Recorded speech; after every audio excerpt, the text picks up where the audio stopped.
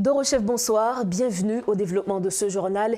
Et comme on le disait en titre, le gouvernement du Kenya a déclaré jeudi que ses policiers ne seront pas déployés en Haïti tant que toutes les conditions de formation et de financement ne seront pas remplies.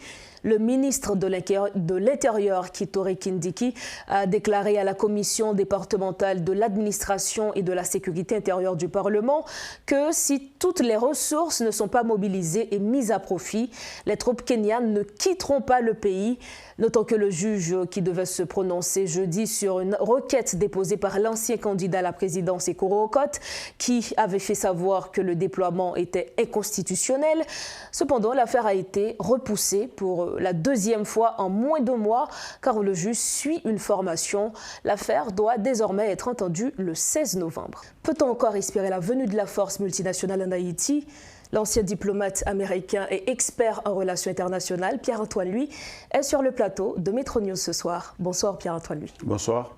Alors, comme je le disais tantôt, les Haïtiens attendaient avec impatience la décision de la Haute Cour de justice kenyane. Et aujourd'hui, raison évoquée pour le renvoi de cette audience, c'est que le juge est en formation. Comment comprenez-vous le renvoi de cette audience? Bon, je trouve le renvoi tout à fait normal. C'est-à-dire que ce litige participe du processus politique au Kenya. C'est-à-dire, il y a des membres de l'opposition qui souhaitent torpiller le déploiement que le président William Ruto envisage. Donc, ils utilisent tous les moyens.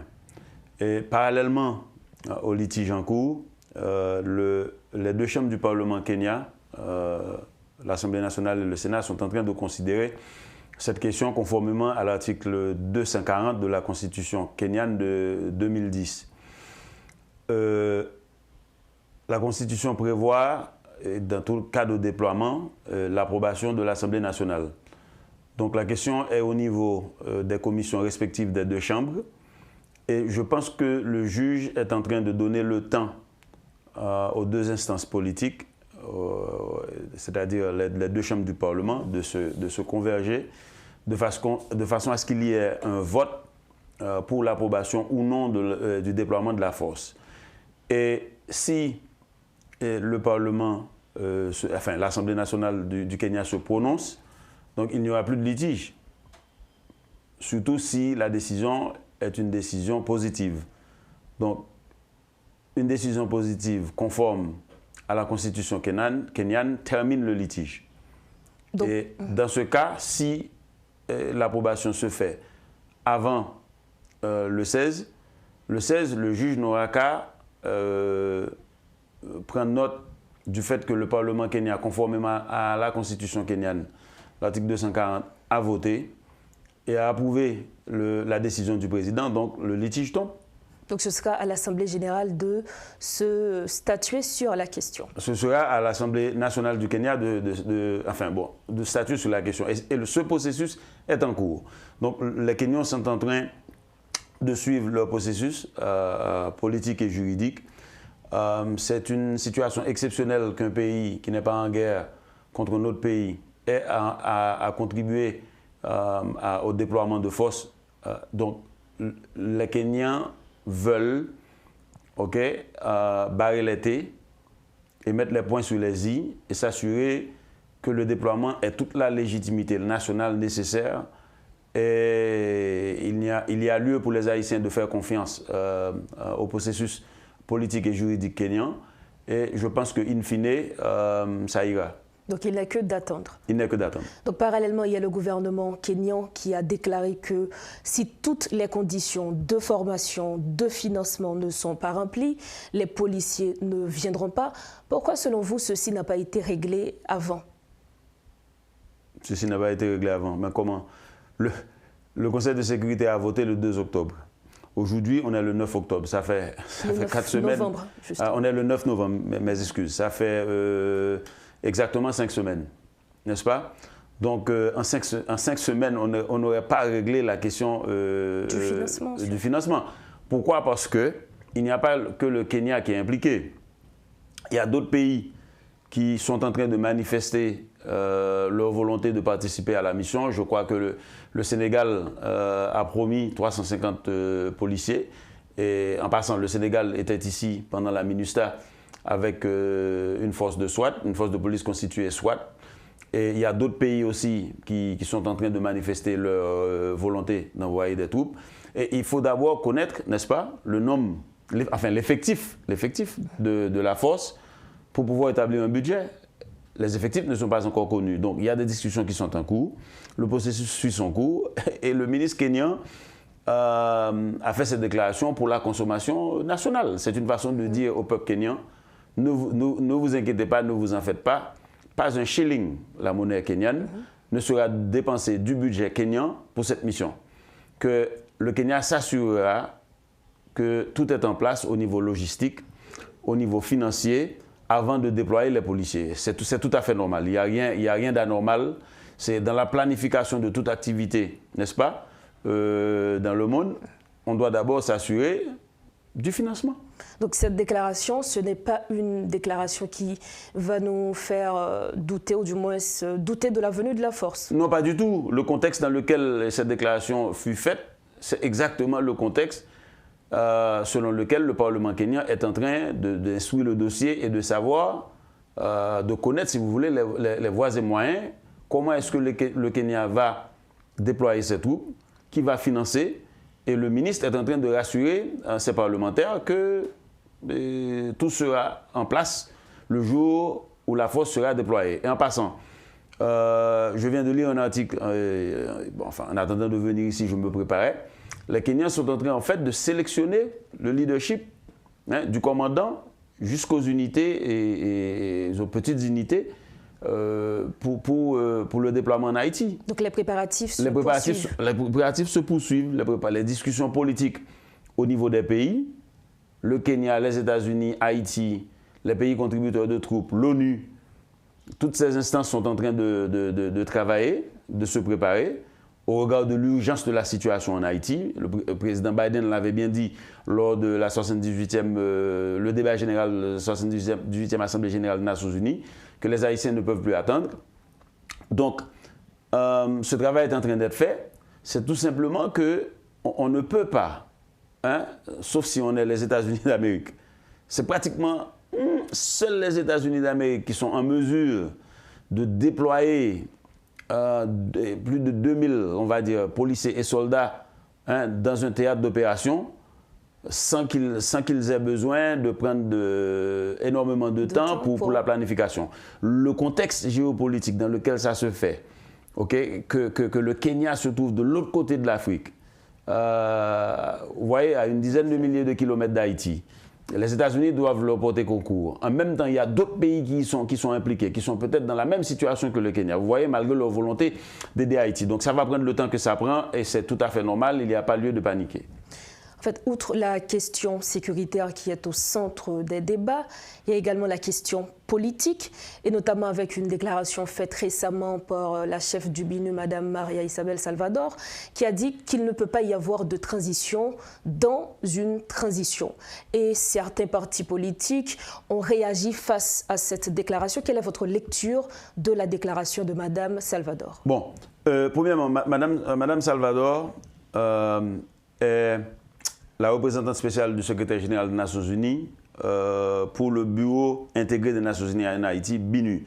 Donc, madame ne fait que son travail. C'est une façon, je vais dire, d'expliquer, ou bien si vous voulez, pour la communauté internationale de dire nous sommes exaspérés avec Haïti. Il y a les éminentes personnes de la CARICOM, si je ne me trompe, qui sont arrivées hier en Haïti. Apparemment, ils seront ici jusqu'au 14 novembre. Et la communauté internationale en a marre. Jusqu'ici. Avec Haïti. Encore Haïti, toujours Haïti.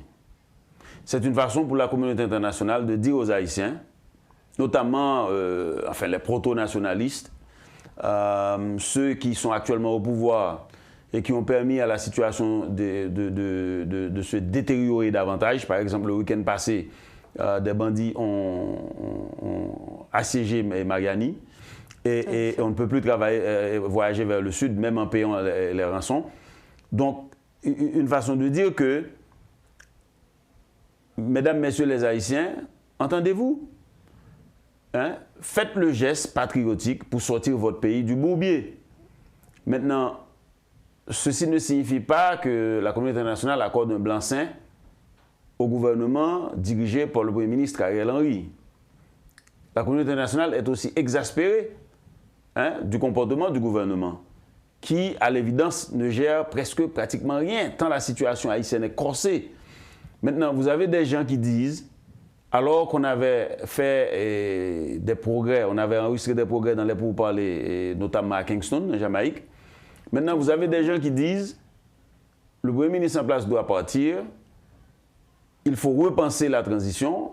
C'est-à-dire qu'on est en train, même pas de faire du surplace en Haïti, on régresse. On ne parle plus d'accord politique. Bon, on régresse. Transition. Mais absolument. Maintenant, c'est une façon pour la communauté internationale de dire, mais si les rapports de force ne sont pas en votre faveur pour jeter Ariel Henry, mais autant trouver un accord politique. Maintenant, le Premier ministre, lui aussi, doit tirer certaines conclusions par rapport au fait que, depuis le 21 décembre, il y a eu un accord, et ça n'avance pas. Et à tort ou à raison, il est le Premier ministre. Il est à la fois le chef de l'État et le chef du gouvernement haïtien. Toutes les institutions sont boiteuses, ne fonctionnent pas. On est en situation de stase totale, même pas de stase, de régression. Haïti retourne en arrière. Donc c'est une façon de dire, je suis certain que le Premier ministre lui aussi est en train de subir quelques pressions. Parce que si on demande à la communauté internationale, notamment le Kenya, qui a ses propres problèmes, les autres pays qui vont venir aider Haïti, qui ont leurs propres problèmes, justement, on leur demande de venir en Haïti, en même temps qu'ils voient le comportement des gens armés, qui sèment la terreur. Ils ont à confronter ces gens-là. Et puis les politiciens haïtiens sont en train de tergiverser sur une affaire de bicéphale, monocéphale, ainsi de suite. Vous voyez, mais c'est comme des enfants qui ont un comportement puéril. Donc, la communauté internationale les traite comme des enfants. Et surtout à l'approche de la date du 7 février 2024, nous savons ce que ça va signifier. Il faut dire également, parmi ceux qui demandent le départ du Premier ministre Ariel Henry, il y a également la députée Cherphilus McCormick qui a déclaré sur les ondes de La Voix de l'Amérique que le Premier ministre doit partir. Est-ce que selon vous, c'est une déclaration qui engage le gouvernement américain, ou du moins son parti, vu qu'on sait l'apport des États-Unis au Premier ministre Ariel Henry, ou du moins à Haïti? Bon, Madame Sheila Cherphilus McCormick est une représentante équivalente aux députés en Haïti à la Chambre des représentants des États-Unis. Elle représente une circonscription de la Floride où il y a beaucoup de votants haïtiens, où résident beaucoup d'Haïtiens. Donc, Mme Cherphilus McCormick est à la fois en train de mener la politique de façon locale. On dit aux États-Unis, all politics are local. OK? Toute la politique est locale. Nonobstant le fait qu'elle soit démocrate, membre du parti du président Biden, qui n'est pas dans la logique du départ de Premier ministre Henry. Et en passant, ce n'est pas parce que M. Biden adore M. Henry, c'est tout simplement que M. Henry est au pouvoir. La communauté internationale doit conduire sa politique étrangère avec Haïti à travers le chef du gouvernement. C'est comme ça, ça se fait ainsi. Et aussi parce que les Américains savent que si Ariel Henry tombe, on revient à la case départ. Ce sera stase totale, les Haïtiens ne s'entendront jamais. OK? Et on disait que si le président Jovenel Moïse quitterait le pouvoir, en 2 semaines, on résoudrait le problème. OK? Bon, 2 ans et quelques mois plus tard, regardez où nous nous trouvons. Donc c'est un peu ça. C'est pas aussi l'amour déclaré pour Ariel Henry, le Premier ministre Ariel Henry. Mais c'est tout simplement que la congresswoman, il y a le groupe de Montana qui fait son lobbying au niveau de certains démocrates, mais qui n'ont pas, si vous voulez, l'influence nécessaire. Certainement, ce n'est pas Mme Cherphilus McCormick qui est dans son 2e mandat, OK, qui est dans sa 3e année à la Chambre des représentants, qui vient tout juste de commencer. OK, comme on dit en Haïti, l'être pas quand même sauter. et qui va changer la politique du président Biden. Elle a droit à ses opinions, mais elle a quand même raison qu'il faut que les choses bougent en Haïti. Et si ce qu'elle fait, c'est une façon de faire pression sur les uns et les autres, mais sauf que elle se montre partisane, probablement pour la position du groupe de Montana, qui se montre réfractaire et qui veut retourner en arrière pour contester même le fait que le Premier ministre soit Premier ministre, qui à mon sens est un peu... Bon, je ne comprends pas trop, parce que si on n'a pas... Si le rapport de force politique ne favorise pas que vous mettez à la porte Ariel Henry, vous devez trouver une façon pour négocier une issue avec Ariel Henry. Mais Ariel Henry aussi a la nécessité de faire quelque chose. Et c'est un peu ça. Des concessions également. Absolument. C'est un peu ça que fait Mme McCormick. Et il faut accepter en Haïti actuellement qu'il y a un ras-le-bol avec le gouvernement actuel, conduit par le Premier ministre Ariel Henry. Et les Haïtiens en ont assez. Donc, les gens ont assez de dire Ariel Henry ou pire. Quelque part, on doit rendre celui qui est au pouvoir responsable des résultats, du passif, de tout ce qui se passe dans le pays. Et ça ne bouge pas. Donc le Premier ministre aussi a la responsabilité de faire avancer le dossier, de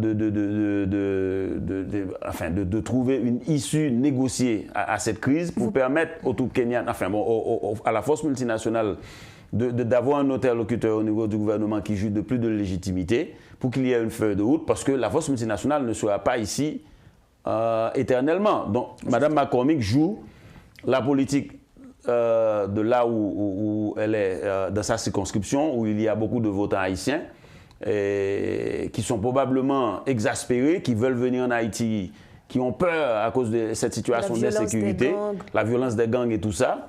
Et en même temps, elle subit une pression ou bien encore le lobbying des gens qui sont favorables à la position de Montana, la portion, si vous voulez, réfractaire de l'opposition.